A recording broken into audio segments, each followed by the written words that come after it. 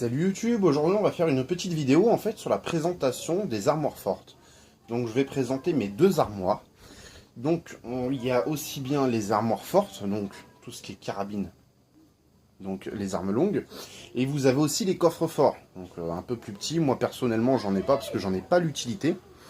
Donc moi j'ai acheté deux armoires. Donc déjà pourquoi et comment avoir une armoire? Donc c'est simple, vous pouvez en acheter dans toutes les armureries. Toutes les bonnes boutiques en vendent, hein, même sur internet. Toutes les grandes armureries en ont. De toute façon, vous pouvez en trouver partout. Désolé pour les gamins qui gueulent, hein, ça je peux rien faire. Il y a un brin de soleil, forcément, faut qu'il braille. On va essayer de faire abstraction. Donc vous pouvez en trouver absolument partout. Sachez que quand vous achetez une armoire ou un coffre-fort, là, souvent, ou même moi j'ai toujours vu, la livraison est gratuite. La livraison est toujours gratuite, donc allez livrer.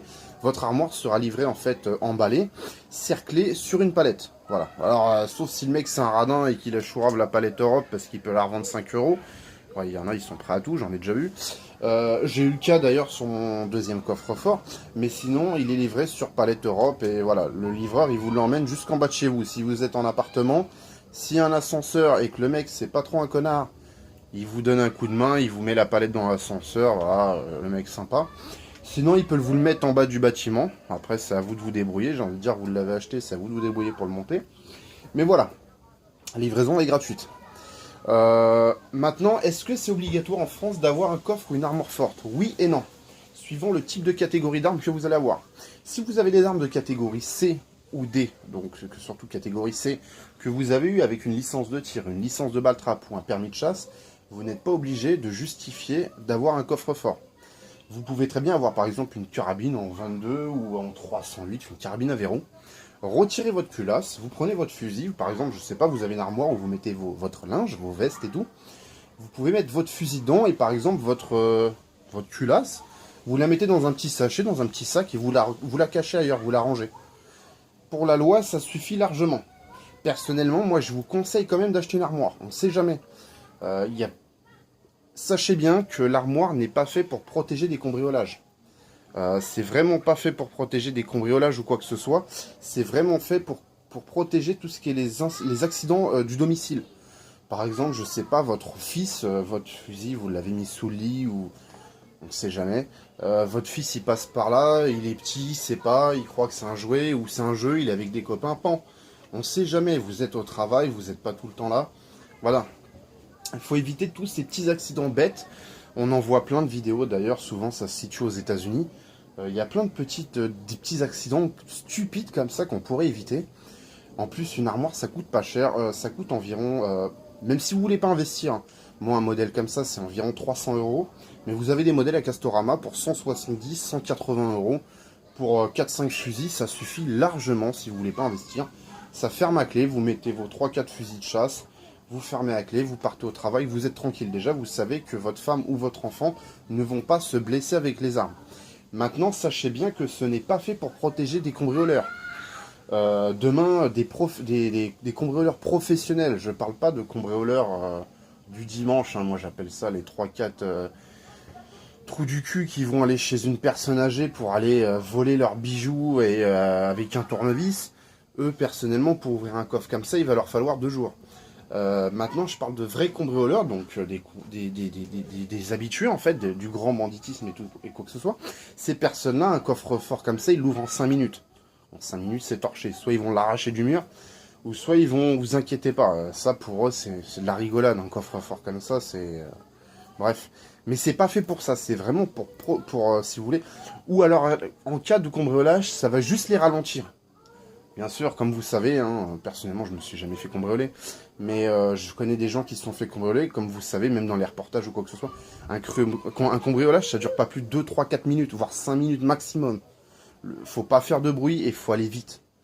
Donc forcément, là, l'armoire fait environ, là, parce que je l'ai chargée à mort, il y a de l'outillage et tout dedans, elle fait environ 80-90 kg, elle est attachée. Non, là, celle-là, en 5 minutes, ils vont pas l'arracher du mur, quoi. En plus, bon, j'ai des animaux, il y a toujours quelqu'un chez moi, donc c'est compliqué. Mais, voilà, donc c'est vraiment histoire de les ralentir, mais c'est surtout, comme je vous ai dit, pour protéger votre famille. Que ce soit votre enfant ou votre femme. Point barre. Voilà, c'est juste pour ça. Ça coûte pas cher, sincèrement, même si Je sais qu'il y a des gens, même moi d'ailleurs, qui investissent des fortunes dans les armes parce que c'est une passion. Vous n'êtes pas à 200 ou 300 euros près pour protéger votre famille. Franchement, sincèrement, 300 euros, c'est quoi? Oui, je sais, pour certains, c'est beaucoup, mais vous pouvez, certaines armureries qui vous proposent de le payer en 3 ou 4 fois. 300 euros en 4 fois, ça passe tout seul, quoi. C'est vraiment... c'est un très bon investissement. Moi, j'en ai 2. Je regrette absolument pas. J'en ai acheté 2 simplement pour avoir de la place, pour pas que mes armes se touchent, et vraiment, voilà, pouvoir mettre du matériel à l'intérieur. Et personnellement, j'en suis satisfait à 100%, et je conseille à tout le monde d'acheter une armoire ou un coffre-fort. Voilà. Vous pouvez mettre même autre chose, des papiers importants, autre chose que des armes. Attention, vous pouvez mettre des armes, mais moi par exemple dans celle-là, alors dans l'autre hein, j'ai des armes, mais dans celle-là j'ai aussi bien des armes, mais en haut, sur l'étagère, j'ai toutes mes déclarations d'armes de catégorie C. Des papiers que j'ai pas envie de perdre, j'ai tout mis dedans. Voilà. Donc, pour les armes de catégorie B, vous allez être obligé de justifier, si vous voulez, la présence d'une armoire forte ou d'un coffre-fort. Quand vous allez monter votre dossier d'armes de catégorie B à la préfecture, ils vont vous demander, de toute façon c'est bien marqué sur le site du gouvernement, ils vont vous demander la photocopie de la facture. Donc moi il n'y a pas de problème, les 2 je les ai achetés en boutique, donc bon j'ai juste donné la facture de celui-là, hein. J'ai fait la facture, je l'ai monté dans le dossier, point barre. Maintenant si jamais vous avez perdu la facture, ou si jamais vous l'avez acheté d'occasion à un particulier, vous faites une photo de votre coffre, vous l'imprimez, et vous faites une attestation sur l'honneur, que vous dites, monsieur Untel possède bien l'armoire, je sais pas, un FEXF, 6 armes longues, à lunettes, à machin, vous justifiez, vous signez, vous datez, voilà. La préfecture ne va pas vous poser de problème là-dessus, vous inquiétez pas. Ils sont assez arrangeants. Par contre, bien sûr, hein, prenez une photo de votre vrai coffre. N'allez pas faire les cons et aller sur internet prendre la photo de quelqu'un d'autre. Et ça serait stupide en cas de contrôle de flic de perdre vos droits, vos armes en fait, juste parce que vous avez été radin sur un coffre à 180 euros, quoi. Franchement, ça serait vraiment stupide. Donc voilà. Donc là, c'est une armoire forte Infaxef, donc c'est c'est une marque qui est fabriquée en Espagne. Donc c'est une armoire forte, donc pour 6 armes longues à lunettes. Ils font exactement le même modèle en fait, sans lunettes. Là, elle fait 35 cm de large, 35 de profondeur sur 1,40 m de haut. Ils font la même, mais pour les carabines simples, donc sans lunettes. Par contre, au lieu de faire 35 de profondeur, c'est juste 25. Donc faites bien attention, suivant le type d'arme que vous avez. Faites bien attention en fait à bien choisir le coffre. Alors souvent, bien sûr, hein, les fabricants le marquent. Moi par exemple, celui-là, quand vous allez sur internet, alors celui-là, le premier, je l'avais acheté il y a 4 ans chez Tecmagex. Le deuxième, je l'ai acheté il y a un mois chez Chasse Market. C'est bien stipulé, arme longue à lunettes, voilà. Et vous allez voir qu'ils font le même, arme longue, point barre. Et celui-là, il fait juste 25 cm de profondeur. Donc faites bien attention, n'allez pas vous faire avoir. Oh putain, mais pourquoi il gueule comme ça? C'est pas possible, je vous jure. Bon bref, donc on va ouvrir le coffre. Donc les coffres, les deux sont fournis avec 2 clés chacun.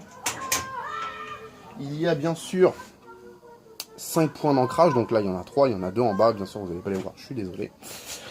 Donc, on va essayer de rapprocher la caméra. Alors attendez, je vous garantis rien, on va essayer de faire quelque chose de correct. Eh ouais, c'est... Alors, donc là, nous avons bien notre étagère, donc dessus, moi j'ai tout ce qui est les bords snake. Alors en profondeur, hein, vous pouvez constater, voilà à peu près ce que ça fait.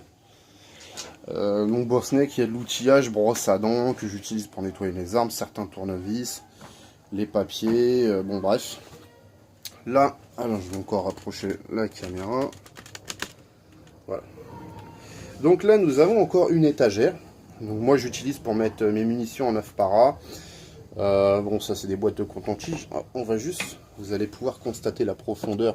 À la base, c'est pas vraiment une étagère, hein. C'est vraiment pour reposer votre coffre, vos armes, en fait, comme un système de râtelier, quoi. Mais moi, j'utilise toujours pour mettre du matériel. Donc là, on peut y trouver mon Mosin Nagant, mon Mauser 98K, ma carabine 22 Nori, donc ma CZ 455, mon tout premier fusil d'ailleurs, ma toute première carabine, et ma Marline en calibre 308. Donc voilà, donc vous avez vu, hein, il y a largement de la place, donc toujours pour 6 armes. Bien sûr, comme vous pouvez le voir, dès que vous avez un bipied ou une lunette, vous avez vu là par exemple, vous pouvez pas mettre un fusil au milieu. Parce que eux, en fait, quand ils mettent 6 armes, pour eux, c'est 6 armes, comment ils appellent ça? Par exemple, ça va être des juxtaposés. Donc 6 fusils de chasse. Donc forcément, vous n'avez pas de verrou. Vous n'avez pas de verrou en bas, en fait. Vous n'avez pas de bipied et vous n'avez pas de lunettes. Donc forcément, là, oui, là, vous allez pouvoir mettre vos 6 fusils. Mais dès que vous avez des verrous ou dès que vos armes ont des bipieds, forcément ça prend un peu plus de place. À la rigueur, des carabines comme cela, ça passe tout seul. Il faut juste ouvrir le verrou, la culasse en bas et ça passe. Par contre, sur cela, vous en mettrez jamais 6 comme ça. Donc moi, j'ai préféré voilà, prendre vraiment deux coffres pour pouvoir justement vraiment avoir de la place et être vraiment libre. Comme ça, il n'y a aucun choc entre mes fusils. C'est question parce que je suis maniaque, voilà. On retrouve bien sûr les points d'ancrage qu'on trouve un peu partout dans le coffre, il y en a 7 au total. Et ce système de LED, donc, alors attendez, je vais essayer de baisser la caméra. Hop. Donc ce système de LED qu'on trouve juste là, en fait ce sont des petites LED que vous achetez chez Jiffy. Alors je dois en avoir une qui traîne. Voilà. Voilà, donc c'est une petite LED en fait, donc, qui fonctionne avec 3 piles AA qui sont bien sûr fournies. Ça s'achète par 3, ça coûte 7 €. Vous avez un adhésif qui se situe juste là au cul. Vous décollez, vous collez, et par une simple pression, voilà, ça permet d'éclairer votre coffre. J'avais vu ça en fait, alors je sais plus c'était où, c'était sur un site américain, et j'avais trouvé l'idée super bonne, donc c'est pour ça que je me suis dit je vais m'en équiper. Petit détail pour ceux qui ont des armes longues, donc là on peut voir le Mosin Nagant passe largement. Le Mosin Nagant fait 1m31. Alors attendez, je vais essayer de vous faire montrer.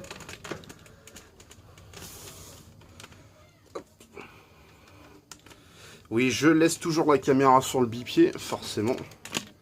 Là, ici, vous pouvez voir, alors je ne sais pas si vous allez voir.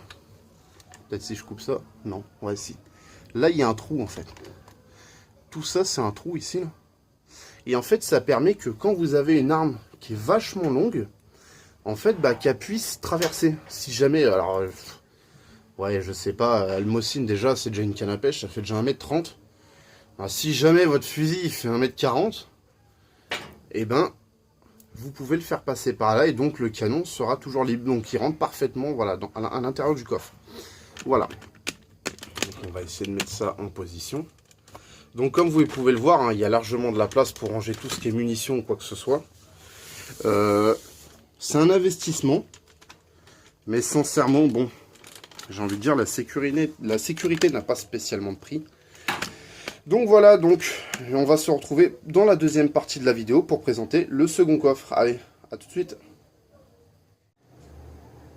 Voilà, donc on se retrouve dans la deuxième partie de cette vidéo. Donc là, c'est ma deuxième armoire. Donc on peut voir la suite de mes armes. Donc c'est exactement le même modèle. Donc 6 armes longues à lunettes avec étagère. On peut retrouver la même étagère qui se situe en haut avec mes munitions de 7,62-39. Là, j'ai des chargeurs en fait qui sont en géro. On va pas les voir parce qu'il n'y a pas de lumière à cet endroit-là. J'ai toujours ce système de LED que j'ai collé juste en dessous. Donc là, on retrouve encore 3 chargeurs. Donc il y en a 5 en haut, il y en a 3 ici. Mon Glock 19, encore un chargeur, des munitions et bien sûr le reste de mes armes. Donc là, nous avons 2 calibres 12. Donc un 870 Remington, un Winchester SXP. Là nous avons un fusil d'assaut, donc c'est un CZ 858, j'ai fait la présentation. Et une AK polonaise, une AK-47. Donc j'ai fait la présentation aussi avec le custom et tout. Sachez que les coffres, on peut les attacher au mur ainsi qu'au sol. En dessous, là où il y a la moquette, vous avez 2 points d'ancrage. Donc vous avez 2 trous, vous pouvez mettre 2 rondelles avec 2 fixations au sol. Alors suivant si vous êtes en appartement, donc en location, ou si vous êtes dans votre pavillon, donc chez vous, que vous avez acheté, c'est pas pareil. Vous avez bien sûr 3 points d'ancrage en bas, un qui se situe juste ici, on le voit, un qui se situe là, et un derrière les fusils. On a aussi 2 points d'ancrage en haut. Donc ce qui nous fait un total de 7 points d'ancrage sur ce modèle de coffre. Alors après, suivant d'un modèle à l'autre, ça varie. Hein. Je sais pas, j'ai pas essayé tous les coffres. Je les connais pas tous non plus, donc je ne sais pas du tout. Moi je sais que sur celui-là il y en a 7. Maintenant, dernière petite explication.